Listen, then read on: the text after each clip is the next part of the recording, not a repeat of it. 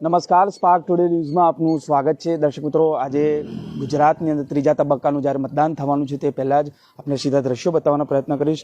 વેમાલી ખાતેના આ દ્રશ્યો છે કે જ્યાં ભાજપના ઉમેદવાર ડૉક્ટર હેમાંગ જોશી અહીંયા મતદાન કરવાના છે, ત્યારે પોલીસ બંદોબસ્તની સાથે આ જે મતદાન મથકો છે ચુસ્તપણે ગોઠવાઈ ચૂક્યા છે અને તમામ જે મતદાન મથકોના જે બૂથ પર પ્રિસાઇડિંગ ઓફિસરથી લઈને તમામ જે ઓફિસરોની જે ફરજ છે એ ફરજ પર તેઓ આવી ચૂક્યા અને આપ જોઈ શકો છો જે પ્રમાણે આ દ્રશ્યો મતદાન કુટીરથી લઈને તમામ જે બાબતો છે તેને જોવામાં આવી રહ્યું છે અને ખાસ કરીને જે ઈવીએમ મશીન છે અને વીવીપીએટ જે મશીનો છે તેને ચકાસણી કરી અને તમામ જે બાબતો છે તેને ચકાસણી કરવામાં આવી રહી છે. એટલે કોઈપણ જાતનું બનાવ ન બને તેને માટેની ખાસ કાળજી રાખવામાં આવી છે. વડોદરાની વાત કરીએ તો 19 લાખ કરતાં પણ વધુ જે મતદાતાઓ છે મતદાન કરવાના છે, ત્યારે વડોદરા બેઠકની વાત કરીએ તેમાં 14 જેટલા ઉમેદવારો મેદાનમાં છે.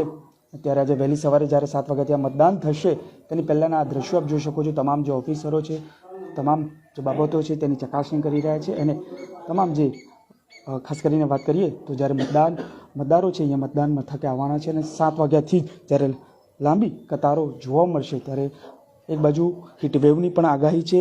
40 કરતાં વધુ ઉપરની આ ડિગ્રી જોવા મળશે આજના દિવસે, કારણ કે હીટવેવની આગાહી કરવામાં આવી છે. પરંતુ લોકો અહીંયા મતદાન કરવા આવશે તેના માટેના પ્રયત્નો થઈ રહ્યા છે અને વધુમાં વધુ મતદાન એમાં પણ વડોદરાનું 100% મતદાન થાય તે માટેના પ્રયત્નો કરવામાં આવી રહ્યા છે. ત્યારે આ તમામ મતદાન મથકો પર હાલ તૈયારી થઈ ચૂકી છે અને જેવું 7 વાગશે તેવું તરત જ આ મતદાનની તૈયારી શરૂ કરી દેવામાં આવશે. ત્યારે આપ જોઈ શકો છો આ મતદાન કુટીર સાથે તમામ જે બાબતો છે વિધાનસભાની હોય, વાઘોડિયા વિધાન પેટા ચૂંટણીમાં વિધાનસભાની છે, ત્યારે સામાન્ય ચૂંટણીની વાત કરીએ તો લોકસભામાં યોજાઈ રહી છે. ત્યારે આ તમામ જે બાબતો છે તેને ખાસ ધ્યાને રહેવું છે અને તમામ જે મશીનો છે ઈવીએમ મશીન હોય સાથે વીવીપીએટ મશીન તમામને ચકાસણી કરવામાં આવી છે અને પોલીસ બંદોબસ્ત પણ ગોઠવી દેવામાં આવ્યો છે. એટલે એસઆરપી ટુકડીઓ સહિત બહારની રિઝર્વ પોલીસને પણ અહીંયા બોલાવવામાં આવી છે. ત્યારે તમામ જે બાબતો છે તેને તપાસણી કરી અને જે મશીનો છે તેની ચકાસણી કરવામાં આવી રહી છે. ત્યારે હવે 7 વાગ્યાથી જ્યારે મતદાન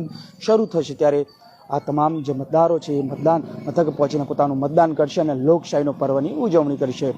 કેમેરામેન ગૌતમની સાથે Surat Solanki, spark today news, Vadodara.